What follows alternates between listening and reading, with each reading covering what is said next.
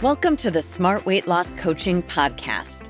I'm Dr. Lisa Olson, a board-certified weight loss medicine specialist and certified life coach. In this podcast, I'll share fresh insights and effective techniques for incorporating mindset, habit change, and proven science into your life. Are you ready to achieve sustainable weight loss, wellness, and longevity? Then let's jump in and lose weight the smart way. Welcome back. How are y'all doing with your dry January and your New Year's resolutions, intentions, and SMART goals? This month, like many of you, I'm participating in the tradition of dry January. I also like to dabble in dry July and sober October, especially since last year when the Surgeon General warned us that alcohol is the third leading risk factor for cancer after tobacco and excess weight. While many Americans are giving up alcohol based on the evolving research telling us the truth about its impact on our health, I have to admit that I still love to have a glass of wine when I'm out to dinner with my friends or on a weekend night at home with my husband. Drinking a glass or two of wine with friends was a habit that didn't cause me much angst until the pendulum in the medical literature started to swing. First, it became increasingly clear that the old idea of red wine with dinner being a healthy habit, well, that just wasn't true. And in the early years of the pandemic, we saw a serious increase in alcohol-related illness and even death. Let me be clear that today's episode is not addressing alcohol use disorder or physical addiction to alcohol. If you're concerned about your drinking or finding it really hard to cut back, please talk with your doctor about it and get proper support.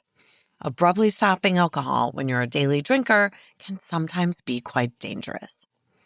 Today, I'm talking about the health and weight impacts of light to moderate or social drinking. The big news flash has been that no amount of alcohol is safe from a cancer perspective. That's a message that many people have never heard. Did you know that alcohol is a risk factor for breast cancer, mouth and throat cancer, cancer of the voice box, which is called the larynx, and also colon cancer? This is important information, and thankfully in the past couple of years, people are starting to learn the truth.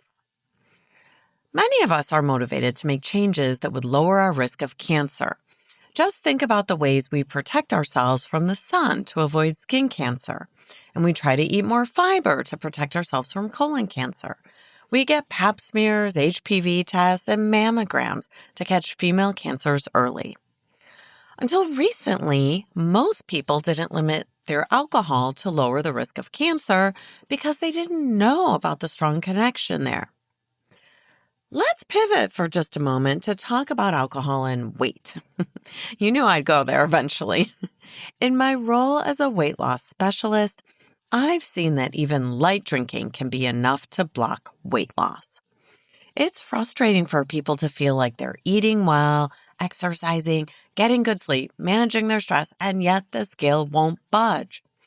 I can't tell you how often the thing that finally works is simply cutting out or cutting way back on alcohol, even if alcohol isn't a problem.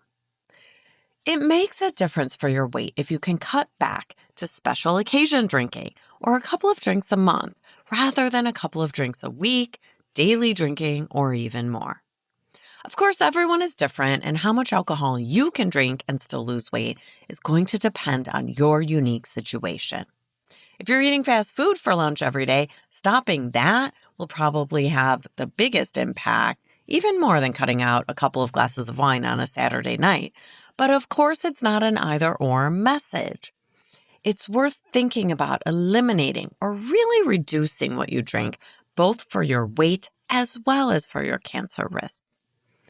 The other thing that concerns me with regard to alcohol is its link to dementia.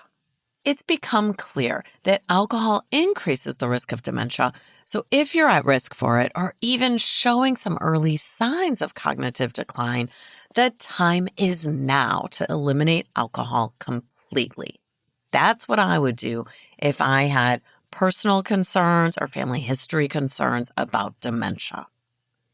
I'm interested in making my alcohol use less automatic, which means examining the triggers or cues that lead to having a drink.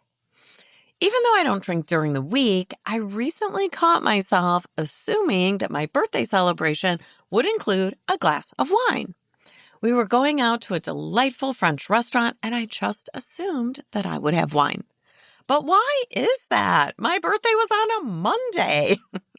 Automatically having wine just because I'm celebrating is starting to seem not quite worth it to me now that we know even light social drinking can increase the risk of cancer or dementia. Before we talk about the science of how to break a habit, like drinking alcohol, let's hear a quick word from our sponsor. Just kidding. It's still me, Dr. Lisa Olson, physician and founder of Smart Weight Loss Coaching. If you're as focused on your health as you are on the scale, you're my person. In my online program, we'll help you establish healthy habits for weight loss, better health, and longevity. If you'd like to learn more about our affordable monthly membership, head over to smartweightlosscoaching.com. We would love to help you transform the way you approach weight loss so it takes up less brain space and frees up your time for other things you love to do. Join us to see how different a smart weight loss program can be. And we're back.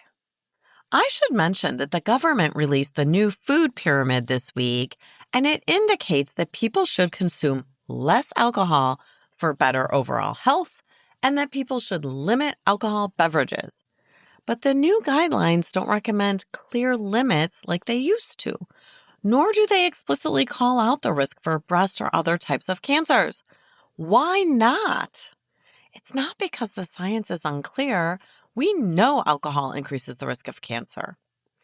I'm going to avoid speculating on the politics or the influence of the beverage industry because I violently agree with the statement that we should all consume less alcohol for our health.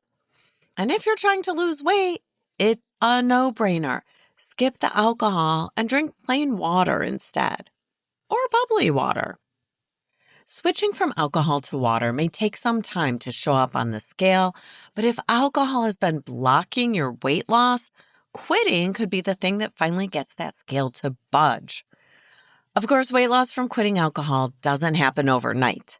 It may take months, but be patient.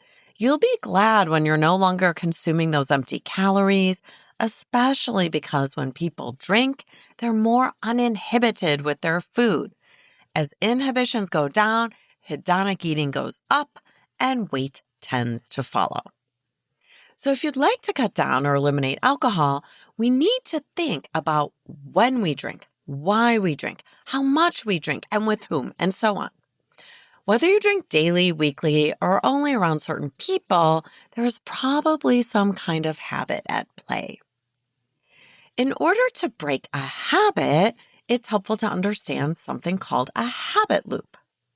Habits can be broken down into several steps or stages. The first stage is the cue, or some call it the trigger. This is a signal to your brain that it doesn't need to think too much. Let's just go on autopilot because the brain recognizes the situation and knows what to do from experience when it sees the cue. For me, the cue is almost always the person I'm with. That's my trigger, since I don't drink when I'm by myself. And also the time of day and day of the week. If I'm at home with my husband on a random Tuesday, I never think about having a glass of wine.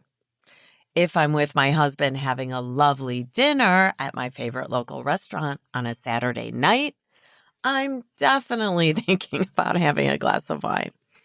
The combination of being with him and in that location in the evening is a clear trigger. Conversely, if I'm having breakfast or lunch with my husband at home on a random Wednesday, I'm 100% sure I would never think about having a glass of wine. Triggers are fascinating, right? Just when I was thinking he was the trigger, it became clear it's not him, but it's him in the evening on certain days of the week, and especially when we're out on a weekend night. Take a moment and think about any cues or triggers that you might have for drinking. For many people, it's a rough day, or it might be the combination of a really stressful week at work and the arrival of Friday night. Or maybe it's getting together with a certain group of friends and having fun. Whatever it is for you, keep that cue in mind. Okay, so step 1 in a habit loop is the cue or trigger. Step 2 in the habit loop is the craving or motivation. This is pretty obvious. The cue appears and the craving for either the pleasure or the relief starts to mount. In step 3, we have the routine or the behavior. So if your cue is a stressful week at work and the arrival of Friday night is part of that cue, we can anticipate that on Friday night, you'll start to feel a mounting desire for a drink. Interestingly, you may not have thought about alcohol all week long, but as soon as work is over for the week, that routine is going to start tugging at you to engage in the behavior of drinking. The 4th step in the habit loop is the reinforcement or reward. Using that same example of the stressful week and Friday night, let's imagine that you now take your first sip of wine and you feel a sense of, That pleasure gets encoded into your memory. So the next time you have a stressful week at work, your brain is going to remind you that this is the solution to your problems. This is your reward for surviving a rough week. It's like you have a list of stress relievers in your brain, things that reduce pain and amplify pleasure. Of course, your brain is going to offer you something from that list. Why wouldn't it? In my job, I see a lot of people who use food to self-soothe. Most of us learn that early.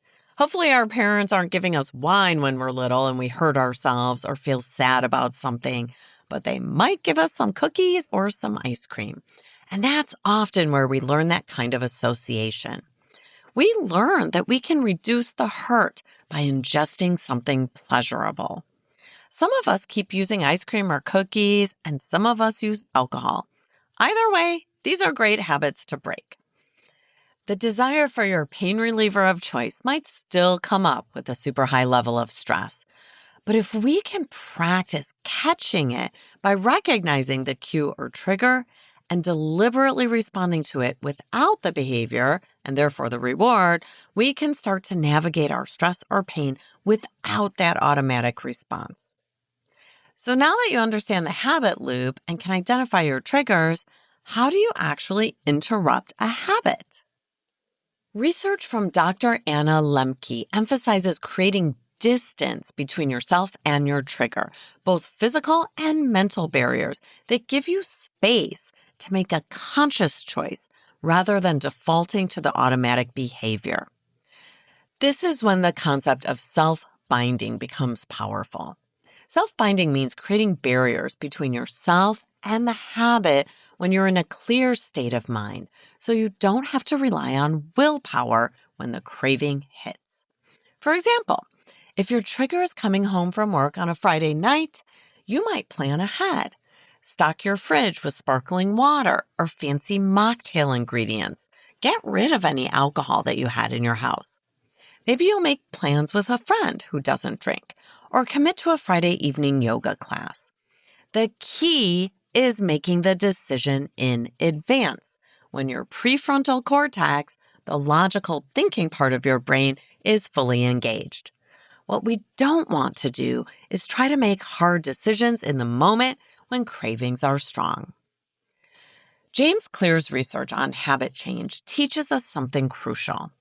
You can't just eliminate a bad habit. You need to replace it with a new routine while keeping the same cue and delivering a similar reward. This is what Charles Duhigg calls the golden rule of habit change. To change a habit, You have to keep the old cue and deliver the old reward or feeling, but insert a new routine to get there.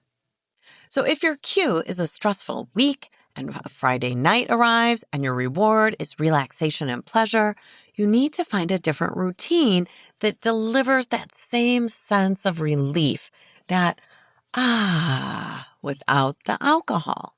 Maybe not the exact same sense of but something at least in the ballpark of relaxation or pleasure.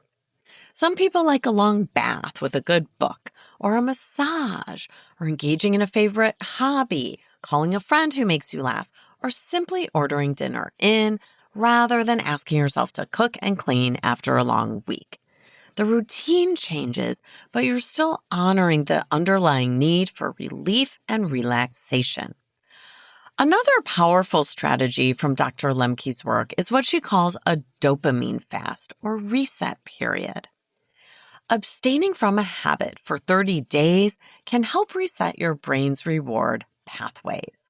You can do this whether you're thinking about resetting from alcohol or sugar or just about any habit.